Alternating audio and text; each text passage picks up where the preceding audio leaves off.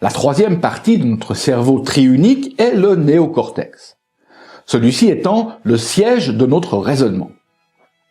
Le cortex apparaît à l'état d'ébauche chez certains reptiles, se développe chez les mammifères, et plus on monte dans l'échelle animale, plus cette bande va s'étendre et refouler de part et d'autre les deux cerveaux primaires.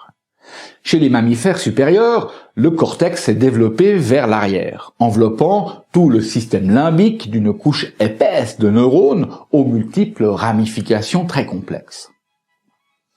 Son développement chez l'homme nous offre par exemple un temps de réflexion avant l'action.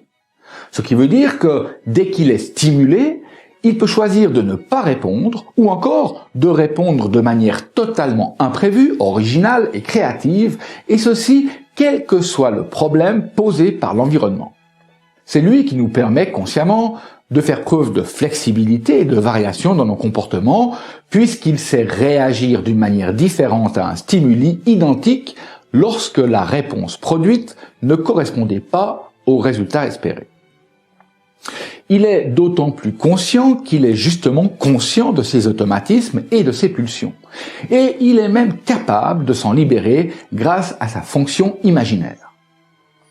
Ainsi, l'accroissement et la diversité des multiples connexions neuronales de notre cortex s'accompagnent d'une augmentation des possibilités de réception des informations. Pour l'espèce humaine, son développement dans les régions orbitofrontales permet de faire des associations entre différents éléments mémorisés. Nous sommes donc capables de recombiner ou réorganiser des éléments mémorisés d'une façon différente de celle par laquelle ils nous ont été imposés par le milieu.